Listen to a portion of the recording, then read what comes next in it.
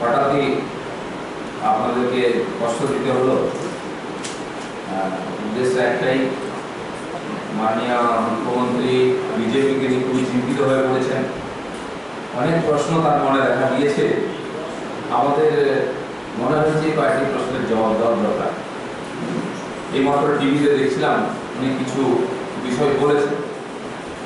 তার মধ্যে প্রথম হচ্ছে যে সমস্ত আঞ্চলিক দলকে একসঙ্গে হয়ে বিজেপির বিরুদ্ধে রোধা, এই আহ্বান উনি করেছেন। তো ভারতবর্ষের রাজনৈতিক পরিস্থিতি যেদিকে যাচ্ছে, অনেক সর্বভারতীয় দল আস্তে আস্তে আঞ্চলিক দল হয়ে যাচ্ছে এবং আঞ্চলিক দলগুলো আস্তে আস্তে নিশ্চিহ্ন হয়ে যাচ্ছে। যত নির্বাচনের পর নির্বাচন হচ্ছে, কংগ্রেস, সিপিএম নিশ্চিহ্ন হয়ে যাচ্ছে। যারা সর্বভারতীয় দল ছিল তারা আঞ্চলিক দলে পরিণত হয়েছে। আর আঞ্চলিক দলগুলো যারা বিজেপিকে ঠেকাবার জন্য কোমর বাঁধছিল, এআইডিএমকে ভেঙে টুকরো হয়ে যাচ্ছে। সমাজবাদী পার্টি সেও প্রায় নিশ্চিহ্ন হয়ে গেল, লোকসভা করে বিধানসভায় একেবারে ইতিহাসে চলে যাচ্ছে। মায়াবতীর বহুজন সমাজ পার্টিও তাই অবস্থা। লালু আর আমাদের নীতিশ কুমার কোন রকমের পরস্পরের কাঁধে হাত দিয়ে দাঁড়িয়ে আছেন, অস্তিত্ব রক্ষা করেছেন। পঞ্চায়েত নির্বাচন উড়িষ্যাতে আমরা দেখলাম বিজেপির ভাইয়ের কাছে নিঃশ্বাস পেয়েছে বিজেপি। মহারাষ্ট্রে এনসিপি কংগ্রেসের জোট পৌরসভা নির্বাচনে হেরে গুম হয়ে গেছে। পশ্চিমবাংলায় গত দুটি বাই ইলেকশন বিজেপির যেভাবে উঠে আসছে তাতে ভয় পেয়েছেন মমতা ব্যানার্জি। কংগ্রেস, সিপিএম এর নিচুতলার কর্মীরা বিজেপিতে রোজ যোগদান করছেন। তাতে সবচেয়ে বেশি চিন্তিত মমতা ব্যানার্জি সিপিএম কে বলেছেন যে আপনাদের ভালো ক্যাডাররা কেন বিজেপির দিকে চলে যাচ্ছে, তাদের আটকা। সিপিএম ক্যাডাররা বিজেপিতে এলে সিপিএম এর চেয়ে বেশি চিন্তা মমতা ব্যানার্জি হচ্ছে। এদিকে উনি বলেছেন দিল্লি থেকে এলো রাম, এখানে বসলো বাম, স্লোগান দিয়েছেন। দিল্লি থেকে এলো রাম, তাদের সাথে জুটলো বাম। কে কার সঙ্গে জুটেছে ওনার কথা থেকে আমরা বুঝতে পারছি। কখন উনি সিপিএম এর লিডারদেরকে অফিসে মাছ ভাজা খাওয়ান, ডিপ্লোমেসি, কখনো তাদের যে দল দুর্বল হয়ে যাচ্ছে তারা চিন্তা প্রকাশ করছেন, তাদেরকে তৈরি হতে বলছেন। তো সেই জন্য ওনার চিন্তা সিপিএমকে নিয়ে আছে। আর বিজেপির দিকে সিপিএম আসার কোনো ব্যাপারই না, কারণ আমরাই প্রতিদ্বন্দ্বী। তিনি চিন্তিত হচ্ছেন সিপিএম এর স্বাস্থ্য নিয়ে, সিপিএম এর সংগঠন নিয়ে। এর থেকে পরিষ্কার কে কার সঙ্গে আছে। উনি বলেছেন আমরা মানুষের কথা বলে বলে বিজেপি আমাদের বিরুদ্ধে পেয়েছে। কে কার কথা বলছেন নির্বাচনে বোঝা যায়। প্রতিবার নির্বাচনে বিজেপি এগিয়ে চলেছে। আজকে প্রায় 14-1500 এমএলএ হয়ে গেছে আমাদের, প্রায় 350 এমপি। বাকি লোকাল বডিতে মেয়র, চেয়ারম্যান, কাউন্সিলর, পঞ্চায়েত, জেলা পরিষদ হাজার হাজার সংখ্যায় বেড়ে চলেছে।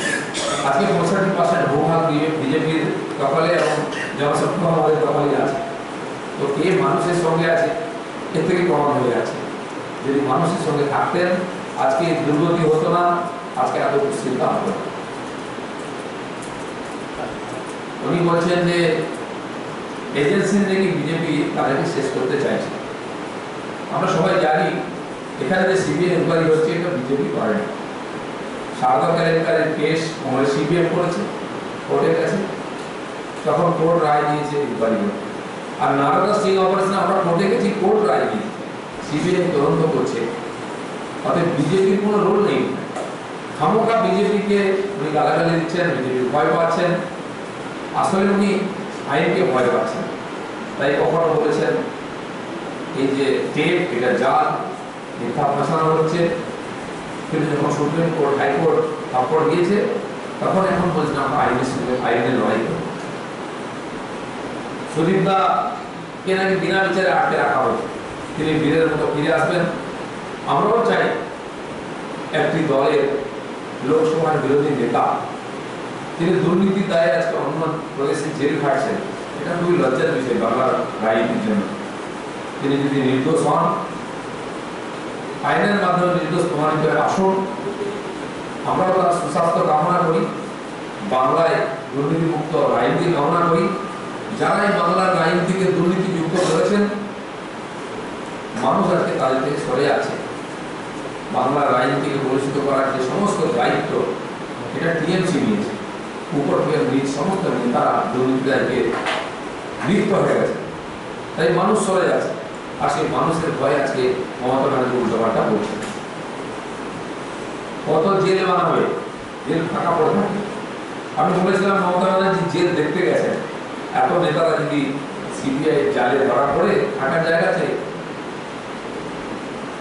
জেলের ভয় কারা করে? যারা কোনো ভাবে অনৈতিক কাজ করে। আজকে এখানে প্রতিদিন আমাদের শত শত কর্মীর উপরে কেস দেওয়া হচ্ছে। আমাদের প্রদেশ থেকে বুথ স্তরের সমস্ত নেতা আমার নামে একাধিক কেস হচ্ছে। আমরা তো ভয় পাই না, আমরা জানি এটা রাজনৈতিক প্রতিহিংসার কেস। তাই আমাদের উকিলরা কোর্টে লড়ছেন এবং তার যোগ্য জবাব দিচ্ছেন, এবং ওনাদের কেস যেটা বানানো কেস, সাধারণ মানুষ এটা আজকে বুঝে গেছে। তাই ধার্মিক শোভাযাত্রা করলে সেখানে লাঠিচার্জ করা হচ্ছে, কেস করা হচ্ছে। এর ফলে একটা বিরাট জনবিস্ফোরণ হচ্ছে, যাকে টিএমসি ভয় পাচ্ছে।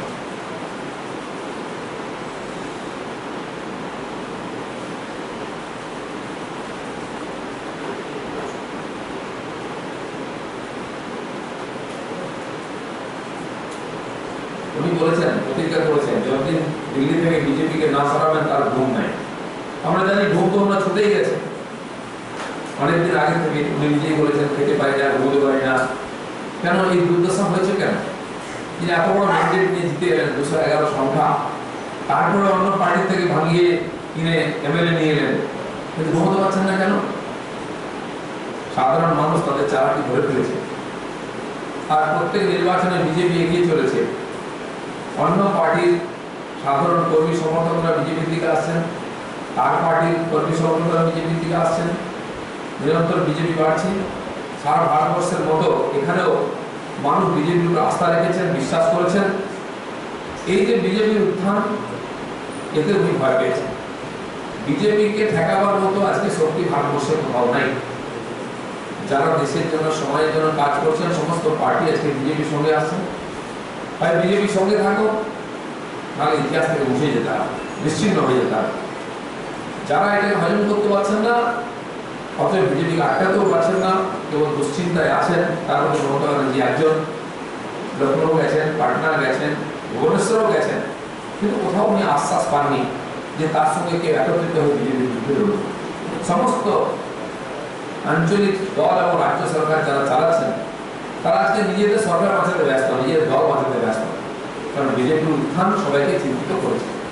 তাই মমতা ব্যানার্জির যে দুর্নীতির রাজনীতি, তার সঙ্গে কেউ সঙ্গে থাকছে না। মাত্র 10 মিনিটের মধ্যে নবীনবাবুর সঙ্গে কথা শেষ হয়ে গেছে, তিনি কোনো আশ্বাস দেননি।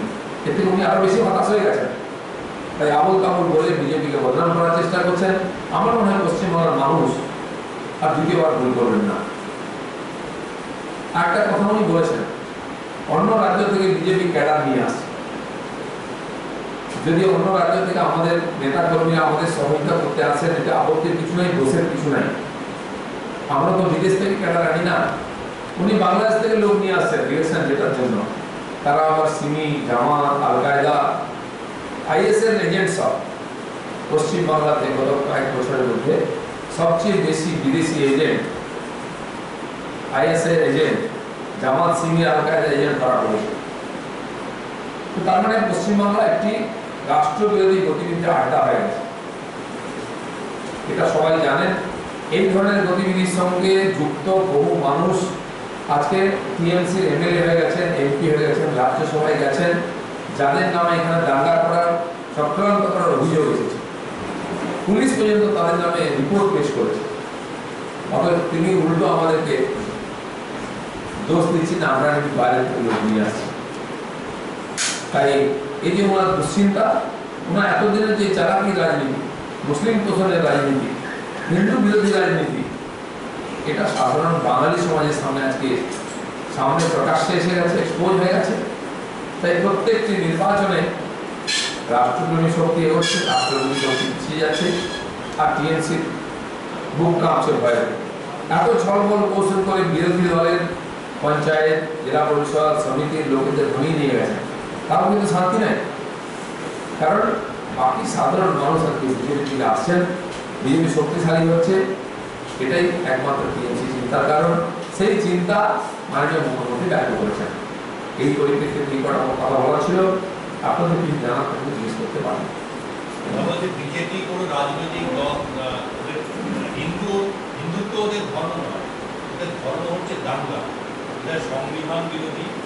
এবং ওরা প্রায় বলেছেন ওদের যতদিন না দাঁড়াতে পারছে ততদিন ভুল নেই, ওরা এই প্রসঙ্গে বলেছে হিন্দুত্ব ওদের ধর্ম নয়, ওদের ধর্ম হচ্ছে দাঙ্গা, এটাকে ঠেকাতে হবে, গ্রামে গ্রামে আপনারা মারা দিন। দেখুন, টিএমসি এসছে 12 বছর আগে, 15 বছর আগে, আর বিজেপি 1951 থেকে জনসংঘ থেকে রাজনীতি করছে ভারতবর্ষে, সংবিধান মেনে, আইন মেনে।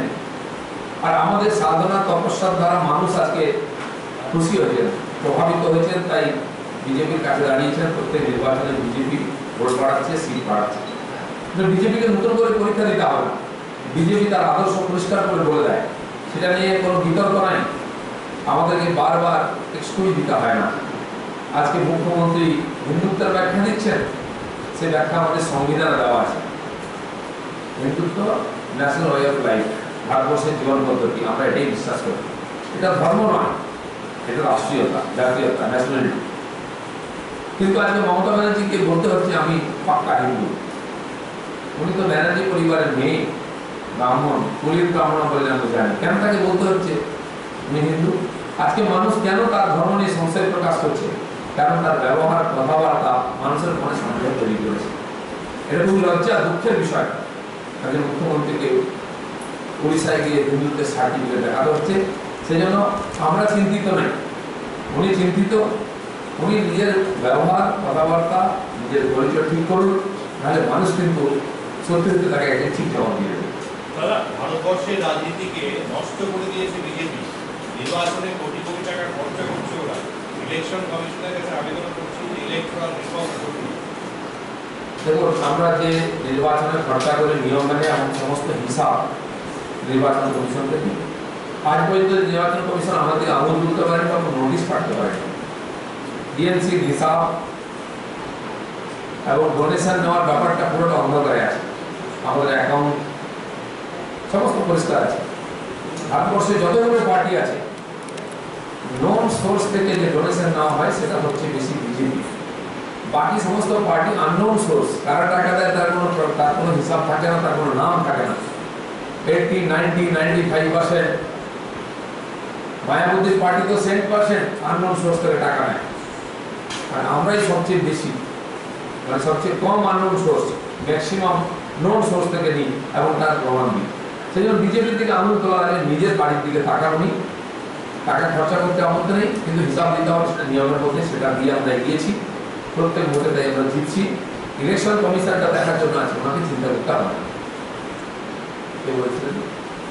দাদা, আমরা জানি সুদীপ ব্যানার্জিকে রোজভ্যালি কাণ্ডে সিবিআই গ্রেপ্তার করেছে। মুখ্যমন্ত্রী আজকে বলেছে নোটবন্দির কারণে আমরা মুখ খুলেছি বলে আমাদের লোকসভার নেতা সুদীপ ব্যানার্জিকে জেলে যেতে হয়েছে, কি বলবেন? না, সে তো কেন্দ্রীয় সরকার অ্যারেস্ট করেনি, সিবিআই অ্যারেস্ট করেছে। তথ্য প্রমাণ সহ তারা তাকে ডেকেছে, জিজ্ঞাসাবাদ করেছে। যখন নিশ্চিন্ত হতে পারেনি তার সততা সম্বন্ধে, তখন তাকে অ্যারেস্ট করে নিয়ে গেছে।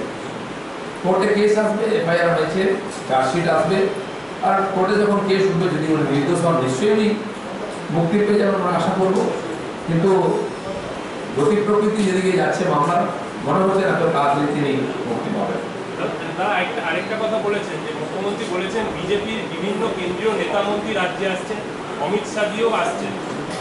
আমি যখন পুরীতে গেছি, বিজেপি ইচ্ছে করে আমাকে পুরীর মন্দিরে ঢুকতে বাধা দিয়েছে। আমি যদি চাইতাম আমার কর্মী দিয়ে সমস্ত বিজেপি নেতাদের এই বাংলায় আসার ক্ষেত্রে বিরোধিতা করতাম, আমি করি না। আমি তো চ্যালেঞ্জ করছি মমতা ব্যানার্জিকে, আপনি পারলে আটকান অমিত শাহকে। আমাদের 35 জন লিডার এসেছেন, আসছেন, সবাইকে আটকান আপনি। আমরা তো আপনাকে দিল্লিতে আটকাইনি। আপনি এত উৎপাত করেছেন, এত এডুকেশন করেছেন, পার্লামেন্টের মধ্যে বাইরে যা ইচ্ছা করেছেন, সে নাটক সবাই দেখেছে। দিল্লিতে পুলিশ বিজেপি, আমরা আটকাতে পারতাম, করিনি। কিন্তু পশ্চিমবাংলায় কালকেও সভা আছে, সেখানে বাধা দেওয়ার চেষ্টা হচ্ছে। মালঞ্চতে আমরা প্রতিবাদ সভা রেখেছি, ব্যাপক আকারে হবে। সেখানকার ডেকোরেটরকে, মাইকম্যানকে তারা টাকা নিয়েও আমাদের ফেরত দিয়েছে আজকে, যে আমরা করতে পারবো না, আমাদের ভয় দেখানো হচ্ছে। কাঁথিতে উপনির্বাচনে আমাদের কর্মীদের হোটেলে থাকতে দেওয়া হয়নি, যে নেতারা গেছেন রাত 12টা পর্যন্ত রাস্তায় ঘুরতে, কোনো গাড়ি আমাদের ভাড়া দেয়নি ভয়ে, কোনো মাইক আমাদেরকে ভাড়া দেয়নি ভয়ে ওখানে নির্বাচন প্রচার করতে। তাতে ওনারা ভয় দেখিয়ে রিগিং করে 8,000 ভোট বাড়িয়েছেন, আমরা 38,000 ভোট বাড়িয়েছি। ওখানে সিউড়িতে আমাদের ওখানকার ধার্মিক মিছিল করতে দেওয়া হয়নি বলে লোকের রাস্তায় তাদের লাঠি পেটা করা হয়েছে। তার প্রতিবাদে ওখানে মিছিল করার কথা, সভা করার কথা, পুলিশ পারমিশন দিচ্ছে না। সারা পশ্চিমবাংলায় বিজেপিকে আটকানো হচ্ছে সভা সমিতি করতে, কারণ হাজার হাজার লোক এসে বিজেপিতে যোগ দিচ্ছেন। তারা আজকে বাধা দিচ্ছে, উনি সারা ভারতবর্ষে ঘুরে বেড়াচ্ছেন, বিজেপির বিরোধিতা করছেন, কোথাও তো বাধা দেয়নি কেউ। যদি উড়িষ্যাতে মন্দিরে ঢুকতে ওনার কেউ বাধা দেয়, সেটা ওখানকার মন্দির কমিটির যারা সেবায়ত আছেন, কমিটির লোক আছেন, তাদের পূর্ণ অধিকার আছে কে ঢুকবে না ঢুকবে সেটা ঠিক করা। তাতে বিজেপি কোথা থেকে এলো? বিজেপি তো মন্দির পরিচালনা করে না। তো আজকে নিজের যে আঁচলে কালো দাগ লেগে গেছে সেটা উনি দেখুন, বিজেপিকে দোষ না দিয়ে বিজেপি গণতন্ত্র মেনে, সংবিধান নেবে, রাজনীতি করে মেনে, এবং কারো কাজে বাধা দেয়নি। আজকে 16টা রাজ্যে আমরা রাজত্ব করছি, কোনো বিরোধী দাবি করতে পারবে না একটা বুথে আমরা রিগিং করেছি, বা কোনো বিরোধী কর্মী নেতার বিরুদ্ধে একটা কেস দিয়েছি, তার গায়ে হাত দিচ্ছি, এমনকি তাকে সমালোচনা করেছি। তো সেই বিজেপির বিরুদ্ধে বলার আগে উনি নিজের পার্টিকে ঠিক সিবিআই এর মতন এজেন্সিকে দিয়ে তৃণমূলকে শেষ করা যাবে না, তৃণমূল নেত্রী দাবি করেছেন, এবং যারা তৃণমূলকে খেতে আসবে তাদের দাম ভেঙে দেবে। দেখো, সিবিআই কে বিজেপি চায় না, আর এখানে সিবিআই তদন্ত করছে হাইকোর্টের নির্দেশে। অতএব কেউ সিবিআই কে চালাচ্ছে বা কোর্টকে চালাচ্ছে যদি কেউ বলে, তো তার বুদ্ধি সম্বন্ধে, তার সংবিধানের প্রতি সম্মান সম্বন্ধে আমাদের সন্দেহ হবে। এই অবান্তর প্রশ্ন করে নিজেদের দিকে যে আঙুল উঠেছে দুর্নীতি, সেটাকে সরিয়ে দেওয়া সম্ভব হবে না। সাধারণ মানুষ সব বুঝে গেছে। ঠিক আছে, অন্য প্রশ্নে একটা কোশ্চেন ছিল, সেটা হলো সামনেই পাহাড়ে পুরো নির্বাচন রয়েছে, সেক্ষেত্রে কি এবারও আপনারা জোটে লড়ছেন নাকি আলাদা সিট শেয়ারিং করবেন? আমরা জোটেই লড়ছি, জোটের সঙ্গে কথা হবে, যেটা নিশ্চিত হবে। তাতে গজমুমো আছে, ওখানকার আমাদের মূল পার্টনার, লোকাল বডি সব নির্বাচন ওনারাই লড়েন, পার্লামেন্টে আমাদের সাপোর্ট করেন। এখনো পর্যন্ত সেই পদ্ধতি রয়েছে, এবং 3টি বিধানসভা বাদ দিয়ে সব বিধানসভা ওনারা আমাদের সাপোর্ট করেন। আমাদের মাননীয় সাংসদ মন্ত্রী আলোলিয়াজি ওখানকার ব্যাপারটা দেখেন, তার দায়িত্ব আছে, সেই কথাবার্তা চলছে, যেটা নিশ্চিতভাবে পার্টি সেই পদ্ধতি মেনে ওখানে নির্বাচন লড়বে এবং সহযোগিতা করবে। কালকে মনোজ সিনহা গুরুদের সাথে নিবন্ধনের সাথে মিটিংয়ে বসেছে, সেখানে সিট শেয়ারিং নিয়ে প্রস্তাব দিয়েছে, সেই ব্যাপারে কি কিছু বলেছেন? মনোজ সিনহা হচ্ছেন ওই জেলার আমাদের প্রদেশ থেকে অবজারভার, তিনি কথা বলতে গেছেন, নিশ্চয়ই কথাবার্তা হয়েছে, তিনি কিছু কথা বলেছেন, আর সেটা মাননীয় মন্ত্রীর সঙ্গে কথা বলে ফাইনাল হবে, যেটা ওনারা সিদ্ধান্ত নেবেন, পার্টি সে অনুযায়ী কাজ করবে। ঠিক আছে, काफी एक धार्मिक कार्य, धार्मिक शब्द है कार्य का, धर्म यूज किया जाता है। क्या है? काफी काफी काफी तो जो लोग मूर्ति पूजा करते हैं उसको काफी कहते हैं इस्लाम में, मुसलमान में। जनता आज बार बार काफी शब्द का उपयोग की है, और बोले कि काफी लोग बंगाल से दंगा फैला धार्मिक कार्यक्रम। देखिए, बात सही है, इंशाल्लाह काफिर शब्द तो बंगाला शब्दों में नहीं है। ममता बनर्जी का ये सब शब्द प्रयोग करने का मतलब है कि काफी दिन से नमाज पढ़ने का और इफ्तार करने का उसका एक प्रभाव हुआ है। नहीं तो काफिर का क्या है, व्याख्या क्या है, वो जो जानकार है इस्लाम की वो बताएंगे। एक बार पहले सुन चुके हैं हम लोग ये शब्दों को, बांग्लादेश में काफी प्रभाव ये शब्द का प्रयोग होता है हिंदुओं के बारे में। तो बंगाल में कोई ऐसा प्रयोग करता है तो हमको शक होता है कि इसके पीछे कोई अलग और उद्देश्य है, किसी और को कोई मैसेज देना चाहते हैं। इस प्रकार शब्दों प्रयोग यहाँ नहीं चलता है, यहाँ फतवा भी नहीं चलता है। उन्हीं के कोई नुमाइंदे ये सब शब्दों का यहाँ प्रयोग कर रहे हैं, फतवा जारी कर रहे हैं, तो उसका परिणाम भी हुआ है, उनका ऊपर भी इस प्रकार प्रयोग हुआ है। मुझे लगता है उनको इस सब गलत से बचना चाहिए।